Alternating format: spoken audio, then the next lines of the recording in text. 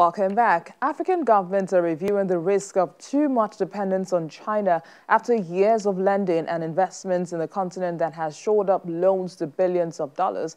After years of borrowing on easy terms, many African countries are believed to be in a debt crisis fueled by the COVID-19 pandemic. Well, joining me now to discuss this issue is practice lead SSA at Docker Frontier London, William Atwell. Good afternoon, William. Thanks for joining us on the program. Hello.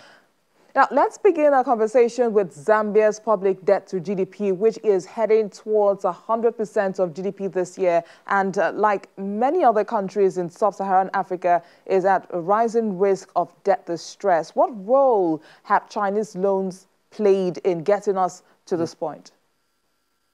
Yeah, you're certainly correct to point out the very high debt loads that Zambia is now encountering, and we know that President Lungu of Zambia has been in touch with the Chinese president in an attempt to try and seek some debt forgiveness or even debt cancellation. So the approach that China is taking here is certainly not one of a blanket debt forgiveness or amnesty program. It's really dealing with African countries on a one-to-one and a case-by-case basis. So there isn't one single approach that they're taking. We know, though, that the challenge of Chinese debt is very significant, and it's certainly been building up over the past several years. Academics at Johns Hopkins University in the US have estimated that it's well over $140 billion in terms of loans that China's lent to Africa. But of course, it's very difficult to quantify that because many of these loans have been lent in a context of quite a lot of opacity. So getting clarity on exactly the details is difficult. But we know that for many SSA markets, China is by far the largest creditor, and that Chinese debt is going to pose a major challenge to public finances going forward. But what are the chances that China will provide African countries with debt relief or forgiveness, and what forms could this take? So as I mentioned, it's really going on a case-by-case basis. There won't be one model. We know that Zambia, for instance, has approached China in an attempt to ask for some debt forgiveness on certain loans. Other markets are adopting different negotiating strategies. So Angola, for instance, has been trying to renegotiate its oil for revenue kind of deals that it has with China.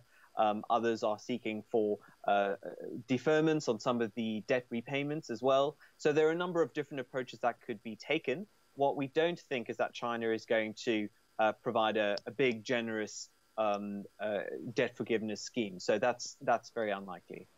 But would there be any evidence that China's relationship with Africa may look different after the COVID-19 downturn? It certainly will. On the one hand, we find that the US is to some extent playing catch up with China in terms of its relationship to Africa, in its relationship to business in Africa. So we know that actually one of the largest loans that's been announced recently has come from the US Exim Bank, which is going to that very large liquefied natural gas project in Mozambique. So that's one of the largest projects on the continent right now, and that's being funded with US money. So there is, of course, a rising role of the US in terms of the business environment. But I think the general theme that's going to cover Africa-China relations going forward is going to be a lot more caution on the part of African governments.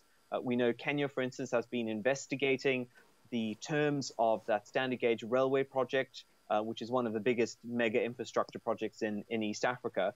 And really, the court has actually found against that project. They found that there are irregularities there. So there's going to be a lot more caution and a lot more scrutiny of how these loans come about, because I think African governments have realized that just taking on too much Chinese debt is ultimately going to be against their interests in the longer term. Many thanks, William, for speaking with us on the program. My pleasure.